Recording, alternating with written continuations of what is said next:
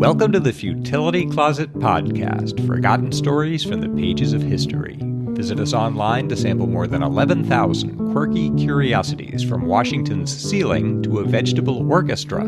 This is episode 340. I'm Greg Ross. And I'm Sharon Ross. In 1938, Italian physicist Ettore Majorana vanished after taking a sudden sea journey. At first, it was feared that he'd ended his life, but the perplexing circumstances left the truth uncertain.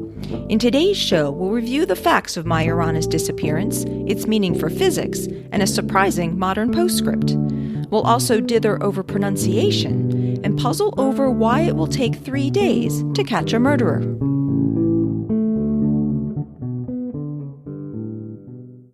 Ettore Majorana was born to a well-to-do family in Sicily in 1906. He was a shy child, but from the beginning his brilliance was obvious. His family said that he could soon multiply 3-digit numbers and extract cube roots in his head, disappearing under a table to do the calculations. He also excelled at chess. He was educated in a Jesuit institution in Rome, and after graduating he pursued studies in engineering. But he didn't finish because a friend convinced him that his future lay in physics. This was quickly borne out. He started in the physics program at the University of Rome in 1928 under Enrico Fermi, and his thesis was accepted with a grade of 110 out of 110 with distinction. When he pursued a university teaching diploma, the examination board recommended him unanimously, praising what it called his complete mastery of theoretical physics. By 1933, at age 27, he was traveling to Leipzig and Copenhagen to work with Werner Heisenberg and Niels Bohr. Bruno Pontecorvo, a younger colleague of Majorana at Fermi's Institute of Physics in Rome, wrote, "Sometime after joining the Fermi group, Majorana already had such an erudition and reached such a high level of comprehension of physics that he was able to discuss with Fermi about scientific problems. Fermi himself held him to be the greatest theoretical physicist of our time. He often was astounded. I remember exactly these words that Fermi spoke. Once a problem has already been posed, no one in the world is able of solving it better than Majorana." In 1937, a new chair of theoretical physics was created for him at the University of Naples in light of what the Board of Examiners called his high and well-deserved fame, and in January 1938 he began teaching there. He spent 11 seemingly untroubled weeks giving lessons in the morning and walking the city in the afternoon. During this period, he didn't touch his salary, which was deposited into a bank account in Naples, but in late March he took all this money out of the bank, and on March 25th he wrote a letter to Antonio Carelli, the director of the Naples Physics Institute. It said, "Dear Carelli, I made a decision that has become unavoidable. There isn't a bit of selfishness in it, but I realize what trouble my sudden disappearance will cause you and the students. For this as well, I beg your forgiveness, but especially for betraying the trust, the sincere friendship, and the sympathy you gave me over the past months. I ask you to remind me to all those I learned to know and appreciate in your institute, especially Sciuti," that's a student of his. "I will keep a fond memory of them all at least until 11 p.m. tonight, possibly later too." He posted this letter at 5 p.m. It appears that around 10:30 p.m. he boarded a steamship bound for Palermo, but when he reached that destination it appears he changed his mind. He took a room in the Grand Hotel Soleil and the next day telegraphed a second message to Carelli. It said, "Dear Carelli, I hope you got my telegram and my letter at the same time. The sea rejected me, and I'll be back tomorrow at the Hotel Bologna, traveling perhaps with this letter. However, I have the intention of giving up teaching. Don't think I'm like an Ibsen heroine, because the case is different. I'm at your disposal for further details."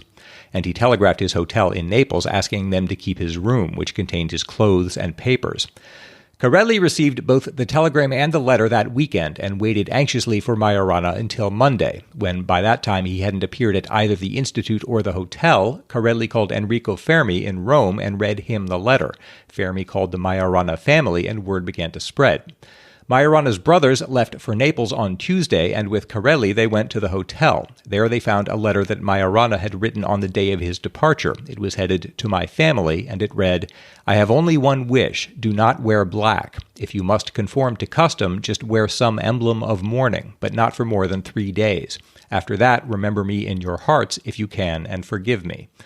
The brothers searched Naples and Palermo for months and found nothing. Carelli informed the police and the rector of the University of Naples, who later wrote to the Minister of Education in Rome. Police investigations began 4 days after the disappearance. The Ministry of Interior was informed of the facts, and the head of police sent a telegraphic dispatch to all the police offices in the Kingdom of Italy.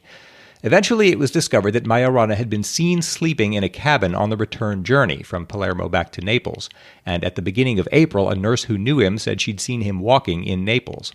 But after that, no trace was found, even after the family had offered a reward of 30,000 lira and published appeals in newspapers and magazines. A number of theories were put forward to explain the disappearance. None was ever proven conclusively. The first is suicide, that he jumped into the Mediterranean during the voyage from Palermo back to Naples.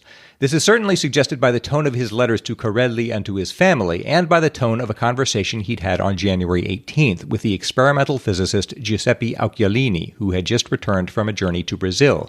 Occhialini wrote later, "It's strange, I told him, that having wanted to meet you for so long when living in Florence, this meeting has only been possible by going to Sao Paulo and back. Answer, you have made it just in time, because if you had come a few weeks later, you wouldn't have met me. I sensed, I understood at once from the tone of his voice, from his gaze, what he was talking about. He was talking about something I knew very well. So I said, this answer of yours makes you even more interesting to my eyes, because I too, since I was 18, have been repeating words like these to myself. I have been walking the same path. And he, dear Occhialini, there are people who talk about it and people who do it. That's why I repeat that if you had arrived a few weeks later, you wouldn't have seen me." But those who knew Majorana well discounted the possibility that he had taken his own life. His mother wrote to Mussolini on July 27th, quote, "He was always wise and balanced, and the tragedy of his soul and nerves remains a mystery. But one thing is sure, and it is firmly attested by all his friends, his family, and myself, his own mother. No clinical or moral precedents were ever noted which might point at suicide." Majorana was a devout Catholic, and his confessor, Monsignor Riccieri, told the Italian physicist Antonino Zichichi that Majorana had experienced mystical crises, but that he felt suicide should be excluded as a possibility. He couldn't say more, as he was bound by the sanctity of the confessional. Zichichi eventually met Majorana's whole family and said that, quote, "No one ever believed it was suicide." Further, Majorana's brother Luciano noted that a battalion of veterans from Africa had been traveling on the ship so that its deck was crowded. If a man had fallen into the sea, he said, they would have seen him. And Majorana had withdrawn a large sum of money from the bank shortly before the disappearance. He was carrying about 10,000 lira, which was nearly half a typical annual income at the time, and it appears he had taken his passport as well. A second theory is that he'd withdrawn to a monastery, perhaps impelled by a spiritual crisis. Zichichi says that this belief was shared by Majorana's family and acquaintances, including Enrico Fermi's wife, Laura. It's backed up anecdotally by reports that a few days before Majorana had sailed for Palermo, a young man matching his description had appeared at the Chiesa del Gesù Nuovo near Majorana's hotel in Naples and asked to go into retreat. When he was told that a long-term accommodation was necessary before he could join the novitiate, he had thanked the brothers and left. And on April 12th, another young man was received at the Convento di San Pasquale in Portici, just outside Naples, and asked to be admitted to the Holy Order there. He, likewise, was refused and turned away. The Sicilian writer Leonardo Sciascia suggested that Majorana may have chosen deliberately to disappear because he could foresee the uses to which atomic research would shortly be put. Zichichi said that it would have been nearly impossible for most physicists to see that far ahead in 1938, but conceivably not for a genius of Majorana's caliber. Another theory is that perhaps he left Italy for reasons of his own. In the 4 days following his disappearance, 12 ships departed Naples for foreign destinations, ranging from Boston to Yokohama. In particular, there was a report that a person named Majorana had checked into a hotel in Buenos Aires, but when detectives arrived to investigate, the page was missing from the hotel register. I'll come back to that later.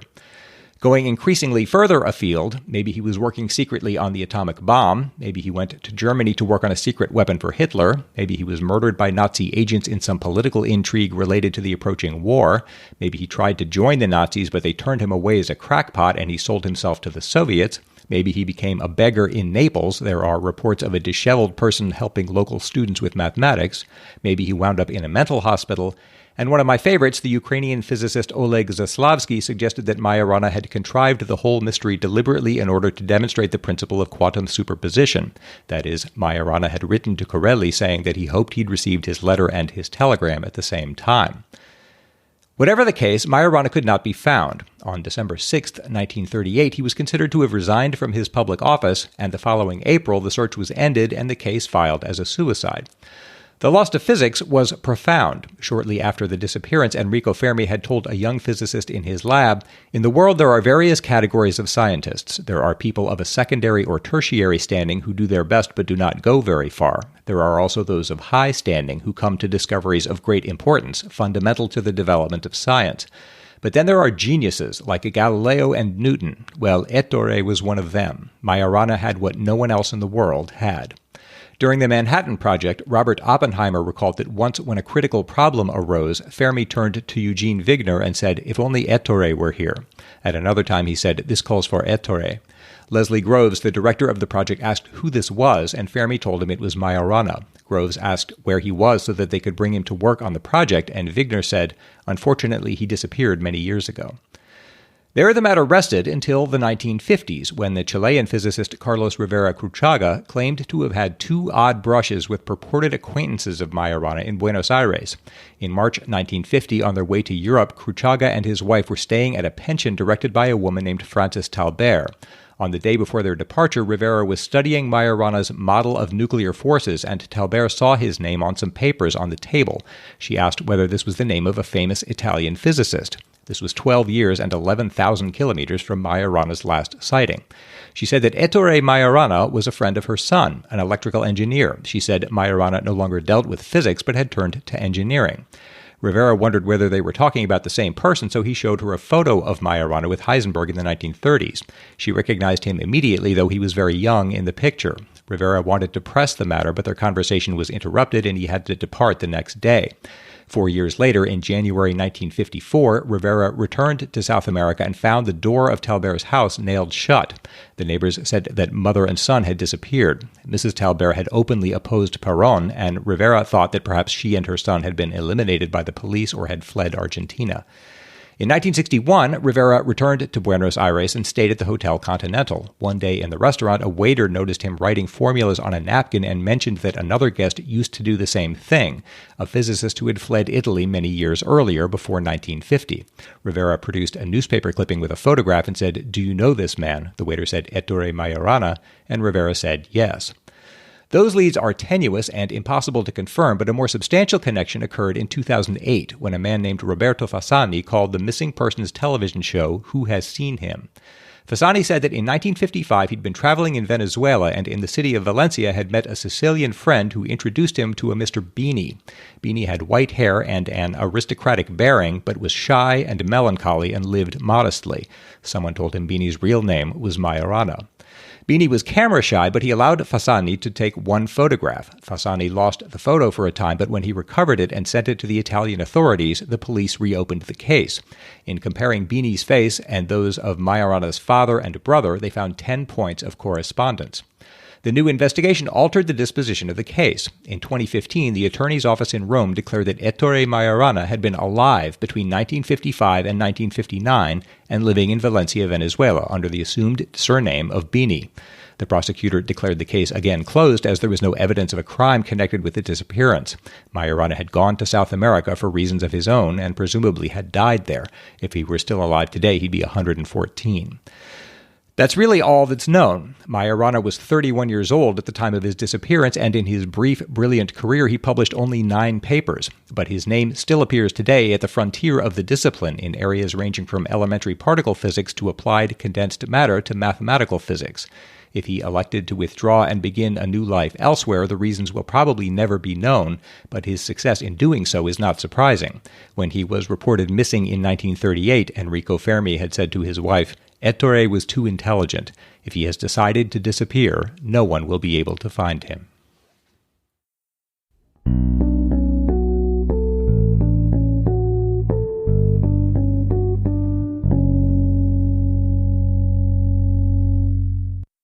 We received a fair amount of follow-up to our discussion on escalators from episode 333. In that episode, I had mentioned how the early escalators in London were kind of a big deal at the time, around the turn of the 20th century. Apparently, escalators are still a big deal when they first come to an area, even in the 21st century. Jules Redding in Norwich, UK wrote, Regarding escalators, I lived in New Delhi, India around the turn of the century, and a shopping mall opened with what I think was the third escalator I'd seen in the whole city. The airport and the Science Museum were the others. Watching some local teenagers daring each other to step onto it and screaming when they couldn't work out the timing was hilarious to my 10-year-old eyes. I've not been back in nearly 20 years, but with the rate of industrialization in that fine country, I imagine escalators are much more commonplace there now. And Stuart Baker wrote, I'm a few weeks behind on the podcast, but yesterday listened to episode 333, where you discussed escalators. I grew up in the UK near London, but moved to Napier, New Zealand as a teenager in the mid-2000s. Located in Hawke's Bay, by New Zealand standards, Napier is a large city. Its current population of about 65,000 people puts it in the 10 largest New Zealand cities, and when combined with its sister city of Hastings, about 20 minutes away by car, it's not small by New Zealand standards. I bring this up because in 2012, Farmers, a New Zealand department store, opened a new premises in Napier. I was mystified when people told me they were driving over from Hastings to visit the new Farmers store in Napier. Hastings has its own Farmers store, and although people often shop at the other city, it's not usually to visit one specific store that already exists in the city they live in. I was bemused to then be told it was to ride the escalator. I have plenty of anecdotal evidence of this, some of which I'm sure is exaggerated, but I also remember watching families ride the escalator, not just the small children, and the escalator itself is mentioned in every article I could find about the store opening. And Stewart quotes from an article in the New Zealand Herald. An escalator in the development is a Hawke's Bay first, more than 100 years after they were invented. And Stewart then says, the press release even mentioned the escalator in its first line above the new brands available, air conditioning, and the focus on keeping the Art Deco style of the building intact, and quotes the press release, Farmers Trading Company officially opens the door to its new state-of-the-art store in Napier today, bringing with it a world-class shopping experience and the city's first escalator. Stewart continues, as an aside, the Art Deco nature of Napier is something quite interesting itself. There was a large earthquake in the 30s that demolished the city, and so almost the entire city is in an Art Deco style, even the McDonald's. Anyway, I thought you might find it interesting to know that some places, even large cities, can still be quaint in odd little ways, and something as simple as riding an escalator can be a fun day out for a family. I'm sure the London Tube's escalator caused as much fun and bemusement to people new to the technology many years after it was introduced. Best wishes and thanks for the podcast. I always enjoy listening to it. I don't remember the first time I saw an escalator, but I think it must have been impressive. I think that would impress anybody moving stairs, you know? And it seemed a little intimidating to get the timing right and figure out how you're supposed to get on and off without hurting yourself. But maybe for a lot of city dwellers, it happens at such a young age that you just don't remember the impression it made on you. Yeah. And speaking of places not having escalators, Greg let me know that he thought that there are actually only 2 escalators in the whole state of Wyoming, which I looked into and found that that does seem to be the case. Both of them in the city of Casper and both in Banks. Although some point out that there are actually 2 sets of escalators, with an up escalator and a down escalator in each set. So, for example, NPR interviewed Jeremy Fugelberg, the self-proclaimed escalator editor of the Casper Star Tribune, while he was riding on an escalator in the First International Bank in Casper, who maintains that the escalators should all be counted individually, thus giving his state 4 escalators. The whole piece is rather tongue-in-cheek, but he also says, Wyoming is very proud of its ability to get from floor to floor in some form other than escalators. Believe it or not, Wyoming is jam-packed with stairs and elevators that are very popular and used all the time. But self-proclaimed escalator editors aside, many quote the statistic as Wyoming having 2 escalators. And with their estimated population in 2019 being 578,759, that works out to fewer than 0.00004 escalators per capita, which is reported to be a national low. Though, as The Atlantic reported in 2013, when the governor's office was asked about the small number of escalators there, they said, it is widely assumed that there are no escalators in Wyoming. And there are various possible reasons why there might be so few escalators in Wyoming. For one, land is often cheaper in that part of the country, so buildings might often spread out rather than build up, obviating the need for escalators. It's reported that nearby South Dakota and Montana also have fairly low numbers of escalators, though they do beat Wyoming. Escalators are generally more expensive and complicated to install and maintain than stairs, and there are building code issues with escalators that stairs and elevators don't have. And this is something that I'd never considered before, but escalators can be much more of a fire hazard than either stairs or elevators, as they can be in enclosed spaces. Unprotected openings between floors can be a fire risk, and a moving stairway that has caught fire could transport it from one floor to another. And there might just be a regional personality factor involved. Reader's Digest reports that on this topic, someone posted on Reddit, "I've been to Wyoming once. There's a kind of no-nonsense, why the hell would we need moving stairs vibe blowing over the rough terrain out there." To which another user replied, "As a Wyomingite, I'd say you read our vibe well." That's a good point about the fires. I hadn't thought about that. Yeah, I hadn't at all thought about that they're much more of a fire hazard. Even if the escalator itself isn't burning, it could carry burning debris material from one floor to another. Yeah.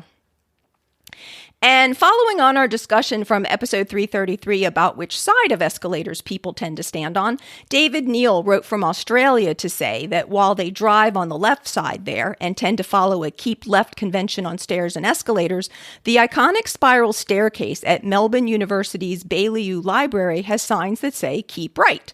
David says, "I'm not sure why. One explanation might be that a majority of people are right-handed and therefore would grasp the banister with that dominant hand if needed. Too bad for the lefties." It's also noted that winding or spiral staircases have diminishing tread width on the inside of the curve, making it the dangerous side for descending persons, having less real estate to step on.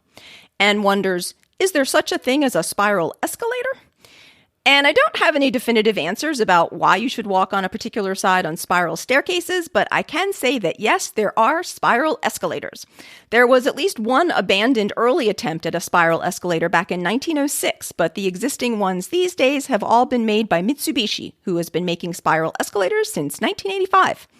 Atlas Obscura says that the company has installed a little over 100 of them since the mid-90s, with about 40 of those in Japan. It appears that there are a few also in China and some other Asian countries, and a small number in the U.S., such as in a shopping mall in San Francisco and in Caesar's Palace in Las Vegas. And I found a mention of at least one of them in Canada and one in Mexico. Apparently, the only advantages of spiral escalators is that they look kind of cool and give you a more panoramic view as you ride them. But they take up more floor space, are at least 4 times more expensive to construct than a standard escalator, and as Atlas Obscura says, from a technical perspective, they are stupidly twiddly, meaning that there are many more things that can go wrong with them and that are just more challenging to get right in the first place, such as that the inside of a step has to move more slowly and a shorter distance compared to the outside of the step, all while remaining in sync. So the spiral versions probably aren't going to replace regular escalators in general anytime soon.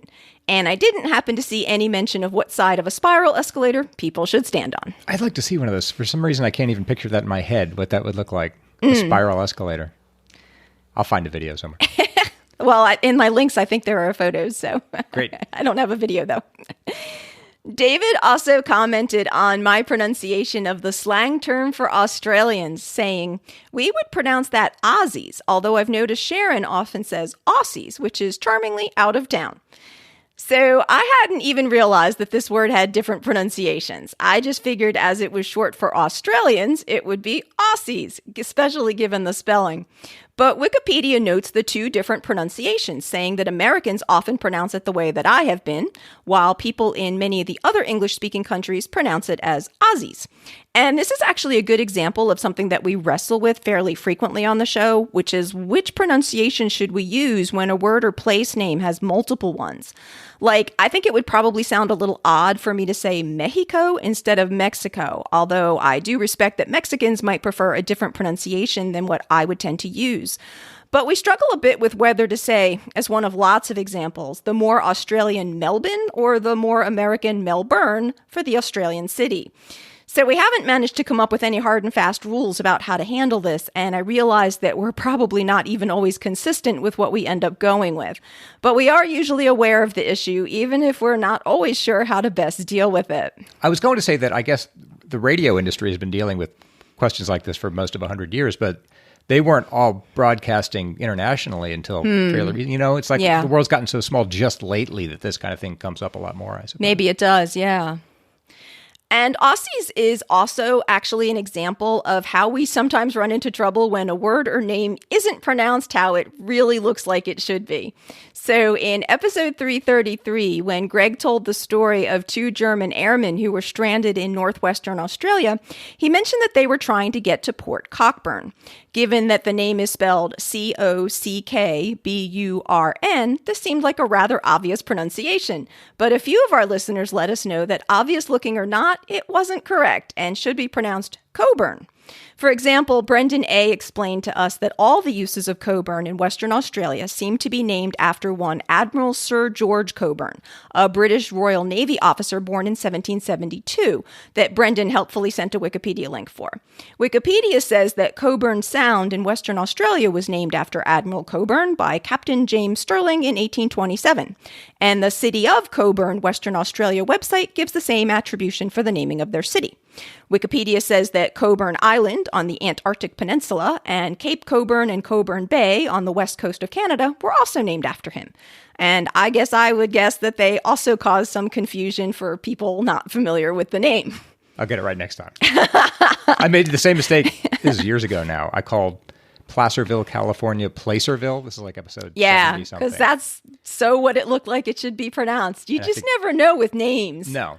But we learn. We learn. We try. Thanks so much to everyone who writes to us. We're always sorry that we can't read all the email that we get on the show, but we really do appreciate your comments and follow-ups. So if you have anything you'd like to add, please send that to podcast@futilitycloset.com. And if you have a potentially mispronounceable name, you can help us out by telling us how you like it said.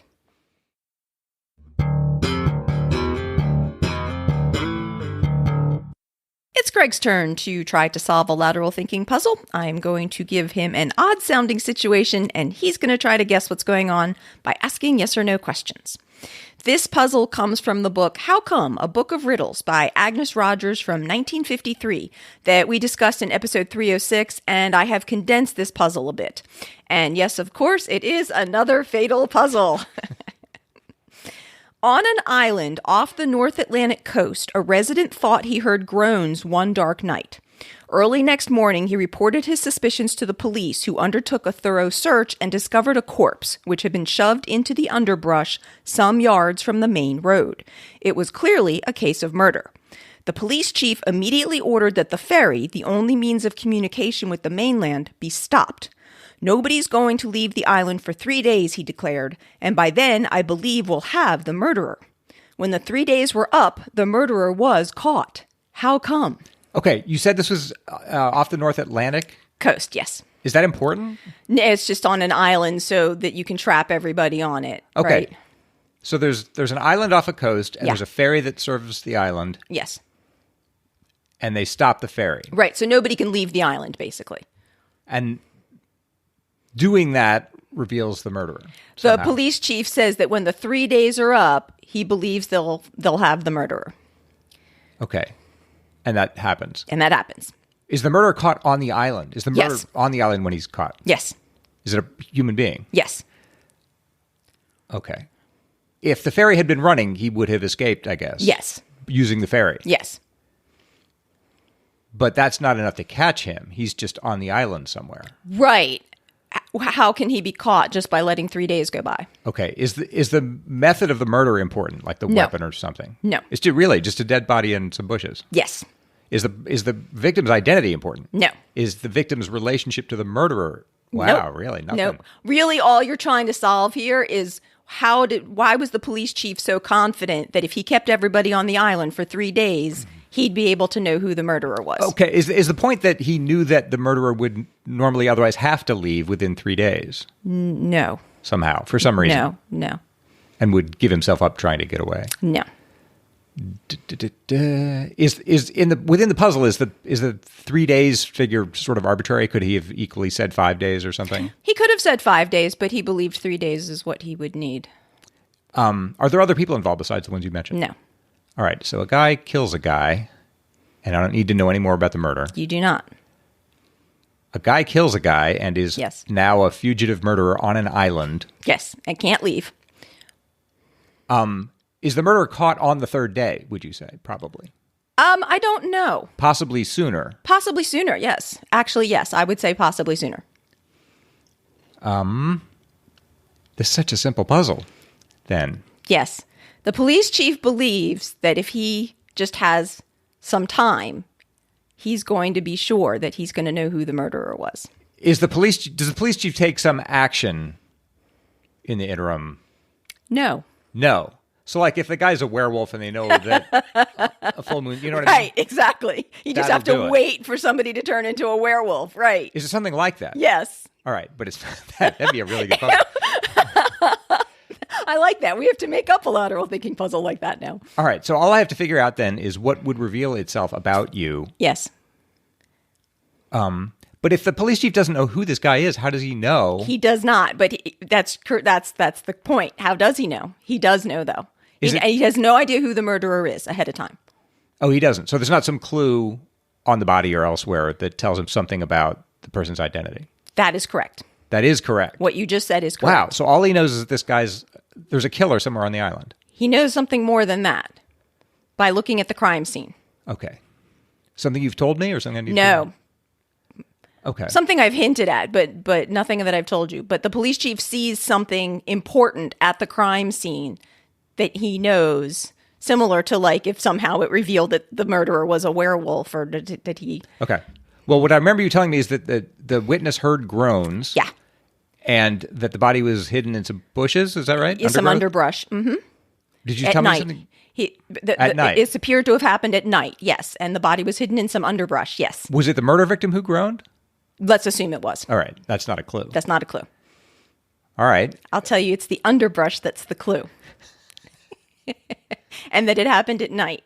Oh, poison ivy. It's poison ivy. That's really good. I jumped to that all of a sudden. The murderer hid the body in a thicket of poison ivy. Yep. That's good. That's a good puzzle. So the police chief realized that within a few days it was going to be revealed. And there's nothing he can do about it. Thanks again to John Jerome for sending us this delightful book. And if anyone has a puzzle for us to try, please send that to podcast@futilitycloset.com. Futility Closet is supported entirely by our amazing listeners. If you like our podcast and want to help support it so that we can keep making it, please consider joining our Patreon campaign. The show is a big commitment of time to research and produce each week, so we're really grateful to everyone who has pitched in to help keep it going. You can learn more on our Patreon page at patreon.com/futilitycloset or see the support us section of our website at futilitycloset.com. At our website, you can also graze through Greg's collection of over 11,000 arresting esoterica, browse the Futility Closet store, learn about the Futility Closet books, and see the show notes for the podcast with the links and references for the topics we've covered. If you have any questions or comments for us, please email us at podcast@futilitycloset.com. Our music was all written and performed by the inimitable Doug Ross. Thanks for listening, and we'll talk to you next week.